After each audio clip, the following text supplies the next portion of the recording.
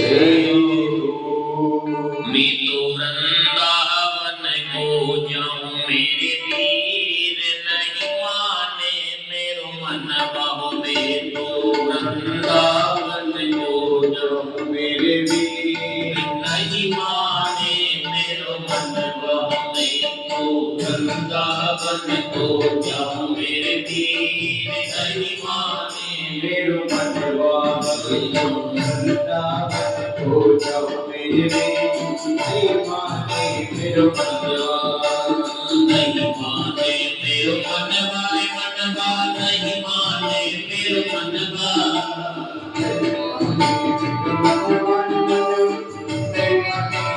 मनवा में तो वृंदावन हो जाऊं मेरे पीर नहीं माने मेरो मनवा में तो वृंदावन हो जाऊं मेरे पीर नहीं माने मेरो मनवा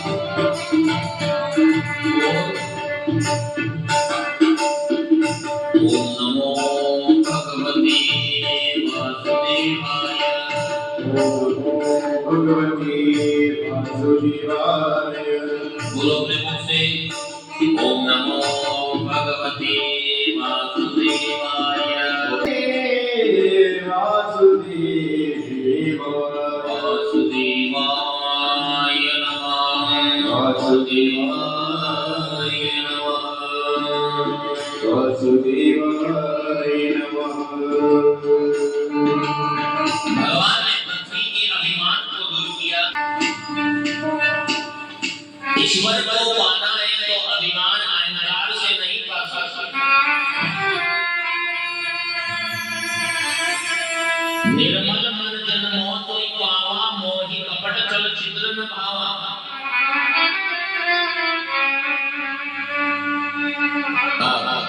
हृदय को पवित्र करके और एक बार सच्चे मन से परमात्मा को पुकार लगा कर देखना, कितनी शांति मिलती है, कितनी शांति मिलती है। भगवान ने हिरण्याक्ष का उद्धार किया, अंधक राज्य करने लग गया। जब हिरण्याक्ष का भगवान नारायण ने उद्धार कर दिया, भगवान वराह ने, तो हिरण्यकश्यप के मन में नारायण के प्रति बैर बस गया।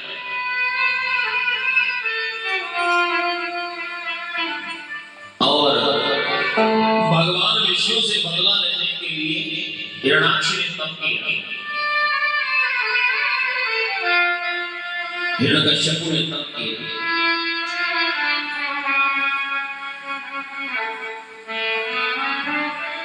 हिरण्यकश्यप महाराज की पत्नी का नाम था कयाधु। क्या नाम था? कयाधु के कुलपुत्र इंद्र ने मार दी। कयाधु के गर्भ में भगवान का भक्त था प्रहलाद जी। कौन? जब इंद्र उनको लेकर जाने लगे तो देवर्षि नारद जी ने कहा कि हे इंद्र, कयाधु के गर्भ में तो भगवान का भक्त पल रहा है और महादेव की आज्ञा से भगवान नारायण का अवतार।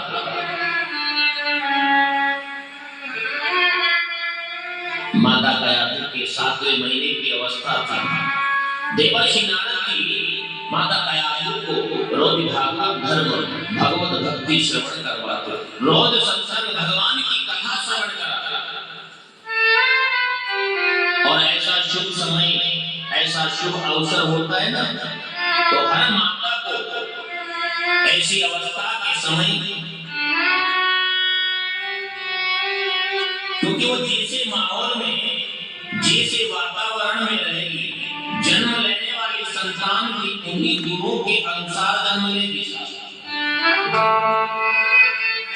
हर घर में रामचरितमानस से गीता पाठ है तो नहीं। जब ऐसा सुंदर समय होता है तो हरि का स्मरण करते हुए उस समय को व्यतीत करना चाहिए, ताकि जन्म लेने वाली संतान ध्रुव प्रहलाद जन्मती है। और जब ध्रुव प्रहलाद जैसी संतान अगर जन्मती है तो उस कुल को भी तारती है, उस कुटुंब को भी तारती है, 21 पीढ़ी को तारती है और स्वयं भी तर जाती है।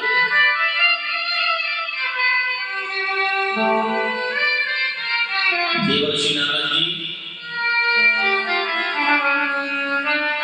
माता कयाधु को रोज भगवान का ओम नमो भगवते वासुदेवाय, ओम नमो भगवते वासुदेवाय, ओम नमो भगवते वासुदेवाय, ओम नमो भगवते वासुदेवाय।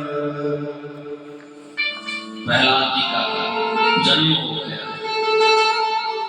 हिरण्यकश्यप महाराज तप करके आ गए।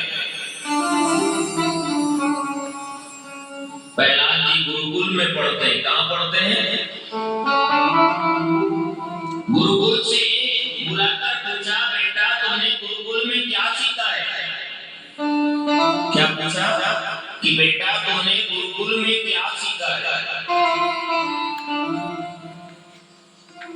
प्रहलाद जी कहते हैं, पिताजी श्री राम मई सब जग जानी, करऊं प्रणाम जोरी दुपानी। क्या कहा? ये सारी सृष्टि भगवान का स्वरूप है। क्या है? ये सारी सृष्टि ईश्वर का स्वरूप है। कण कण में भगवान समाये हुए हैं। हिरण्यकश्यप महाराज ने गुरुकुल के गुरुदेव से कहा कि इसको हमारे कुल की परंपरा सिखाओ। फिर थोड़े समय के बाद गुरुकुल से बुलाकर पूछा, बेटा अब बताओ तुमने गुरुकुल में क्या सीखा है? तो क्या कहते हैं प्रहलाद जी की श्रवणम कीर्तनम विष्णु, श्रवणम कीर्तनम विष्णु स्मरणं पात सेवनम। श्रवण, पिताजी ज्यादा से ज्यादा भगवान की कथा को श्रवण करो। क्या कहा? ज्यादा से ज्यादा भगवान की कथा को श्रवण करो, भगवान का सत्संग श्रवण करो।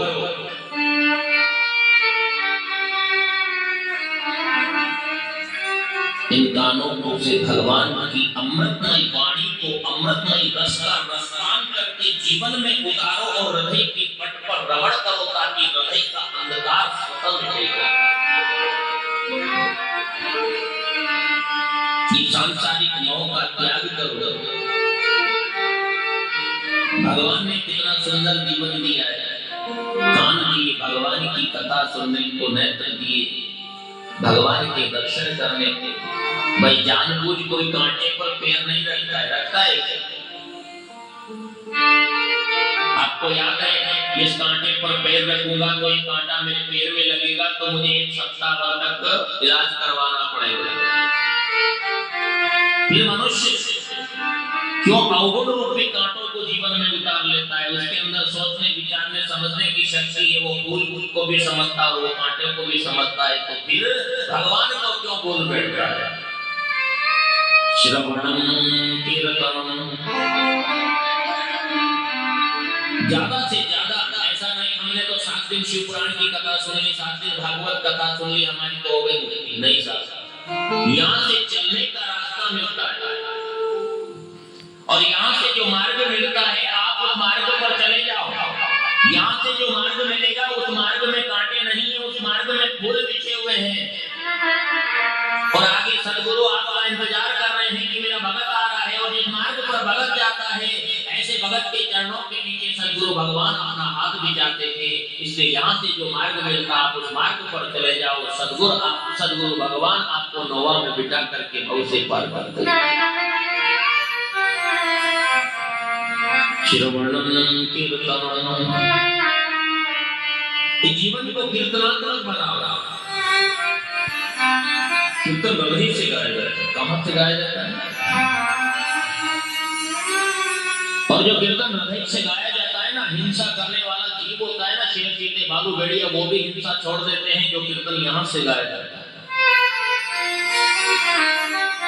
चैतन्य महादेव प्रभु वन से होकर गुजर रहे थे। अयोध्या से श्री राम वृंदावन जा रहे थे और जंगल में शेर चीते भालू भेड़िया जब उनको काटने के लिए दौड़े तो उन्होंने क्या किया? उन्होंने क्या किया? श्री राम जय राम, जय जय राम, श्री राम जय राम, जय जय राम, श्री राम जय राम, जय जय राम, श्री राम जय राम, श्री राम जय राम, जय जय राम, श्री राम जय राम, जय जय राम, श्री राम जय राम, जय जय राम।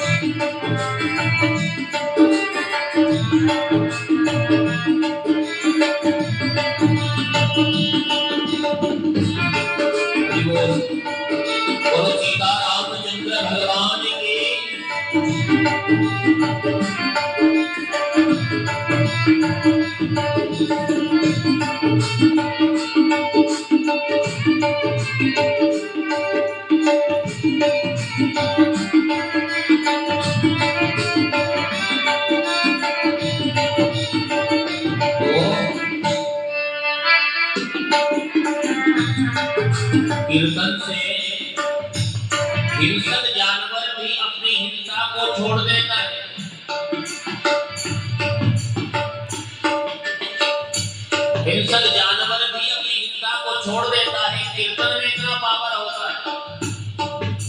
श्रवणं कीर्तनं स्मरणं पादसेवनं। स्मरण याद रखो, याद करो। कैसे याद रखोगे कि पानी की पनिहारी बनगट से मटके पर मटके को रखकर चलती है। अभी तो पनिहारी का जमाना ही चला गया, नल ट्यूबवेल का जमाना आ गया। हाँ, मटके पर मटके को रखकर चलती है। वो दोनों हाथों से उन मटकों को नहीं पकड़ती। पकड़ती है क्या? दोनों हाथ उसके खुले होते हैं मटके पर, फिर मटका होता है और नजरें उसकी बाजार में होती कि नहीं होती? वो पानी की पनिहारी क्या देखते हैं कि कहीं मुझे किसी पत्थर की ठोकर ना लग जावे, और मन की तरंग ऊपर वाले मटके पर होती, कहीं मेरा ऊपर का मटका ना गिर जावे और फूट ना जावे। वो ये सोचती है। मटके पर मटके को रख रखा है और मन का स्मरण, मन की तरंग ऊपर वाले मटके पर बांध रखी है। कहाँ बांध रखी? देखते बाजार में है, पर तरंग वहां बंधी रहती है। ठीक उसी प्रकार से संसार का सब काम करो। ऐसा नहीं कि काम नहीं करेंगे, नौकरी व्यापार व्यवसाय नहीं करेंगे तो आगे का शासन कैसे चलाएंगे। पर दुनियादारी संसार का सभी सत्कर्म करो, सभी अच्छे कर्म करो, और मन की तरंग उसी पनिहारी की भांति ईश्वर के चरणों में बांध कर रखो, ताकि अंतिम समय में मुख से भगवान का नाम निकलेगा और अंतिम समय में ईश्वर का नाम याद आ गया तो बहुत से पार बचा। श्रवणं कीर्तनं स्मरणं पादसेवनं। पादसेवनं चरणों का दास बन जाओ, नौकर बन जाओ, मुनीम बन जाओ, गुलाम बनो, भगवान की नौकर बनो। सेठ बनकर जिंदगी मत जियो, साहूकार बनकर जिंदगी मत जियो। सेठ तो है सांवरा, साहूकार तो है सांवरा। कौन है? अपन तो नौकर है, मुनीम है, गुलाम है, और सांवरे के ठाकुर जी के नौकर बन जाओ, ताकि मालिक की नजर नौकर के ऊपर होती है, और जिस मालिक की नजर नौकर के ऊपर होती है, ऐसे मालिक, ऐसे नौकर को कभी ठोकर नहीं लगती है। याद रखना, उसकी मर्जी के गुलाम है, उसकी नौकर है। ओ तेरी मर्जी का, ओ तेरी मर्जी का मैं गुलाम, मेरे अलबेले राम, मेरे मतवाले श्याम।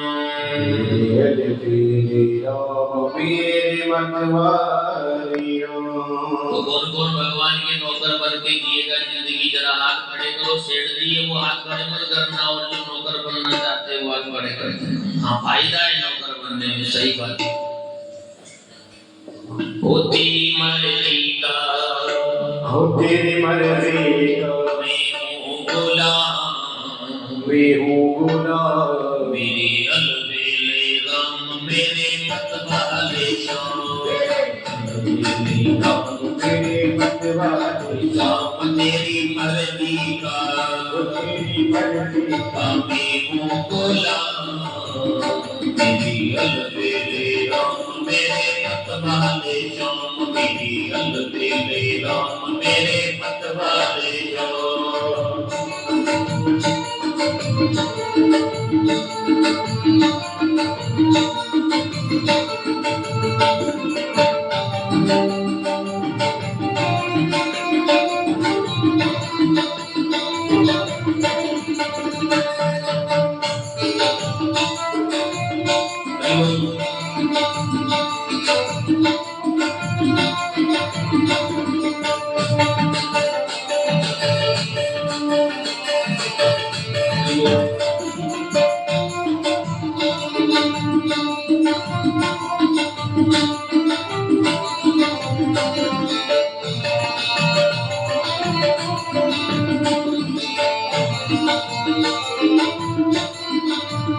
तेरी मर्जी का, ओ तेरी मर्जी का मैं हूँ गुलाम,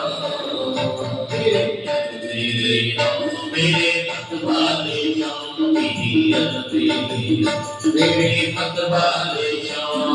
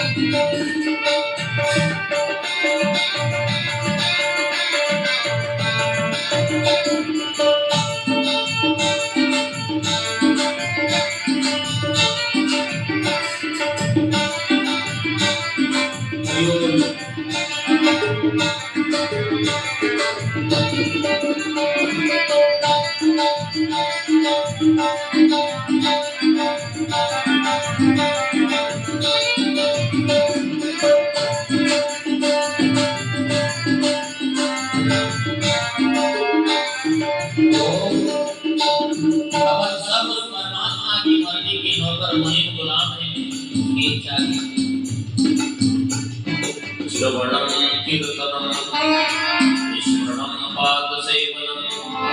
पिताजी ज्यादा से ज्यादा भगवान की कथा का स्मरण करो, कीर्तन करो, भगवान के चरणों का ध्यान करो।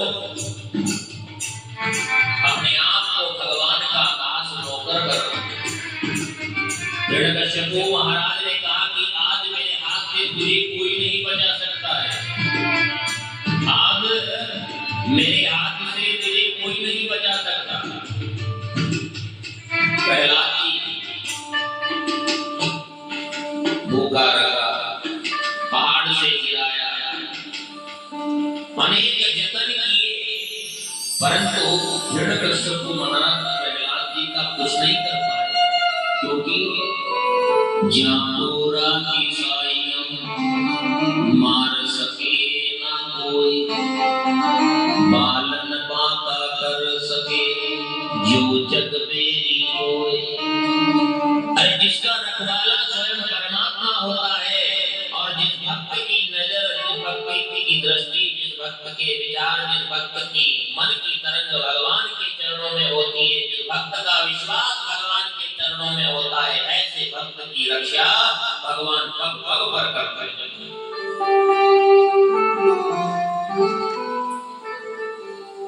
आग से जला रहे होलिका गोद में लेकर बैठ गए। बताता होलिका गोद में लेकर बैठ गए। प्रहलाद जी मेरे रखवाले थे, मेरे भगवान हैं, मुझे डर किस बात का है?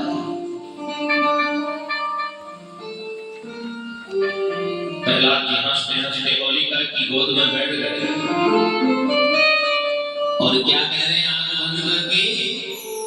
हरि कृष्ण गोविंद मोहन मुरारे, हरि कृष्ण गोविंद मोहन मुरारे, हरि कृष्ण गोविंद मोहन मुरारे, हरि कृष्ण गोविंद मोहन मुरारे, हरि कृष्ण गोविंद मोहन मुरारे, हरि कृष्ण गोविंद मोहन मुरारे।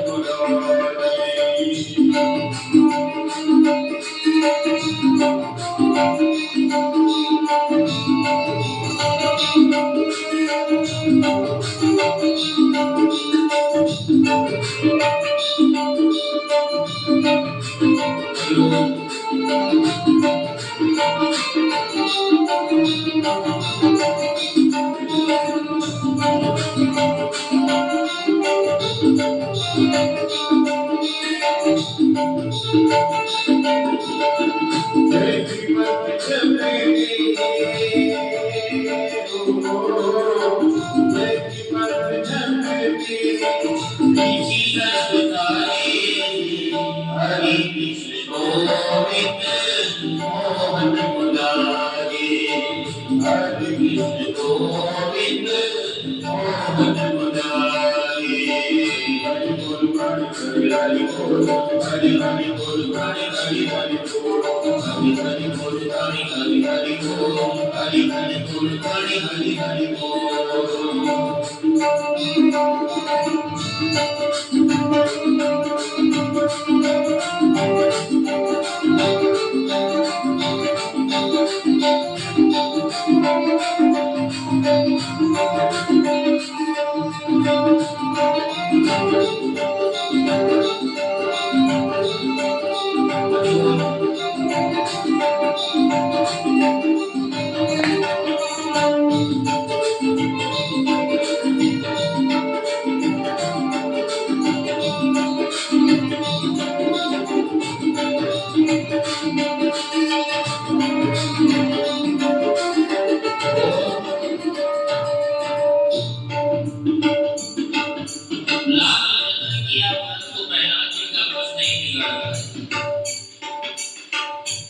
जिसके रखवाले स्वयं परमात्मा है और जिस भक्त का विश्वास भगवान के चरणों में, ऐसा भक्त का कौन क्या बिगाड़ सकता? कोई नहीं बिगाड़।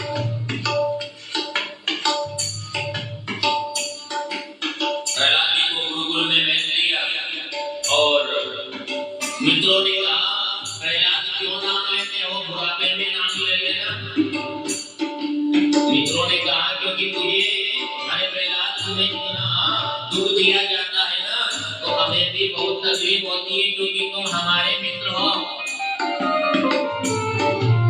तो प्रहलाद जी ने कहा, अरे मित्रों, मिट्टी का मटका जब पक जाता है तो उसको आकृति नहीं दे सकते हैं, दे सकते हैं। मिट्टी का मटका जब पक जाता है तो उस पर गार नहीं चढ़ाई जा सकती, चढ़ाई जा सकती या नहीं चढ़ाई। ठीक इसी प्रकार से जिस मनुष्य ने अपने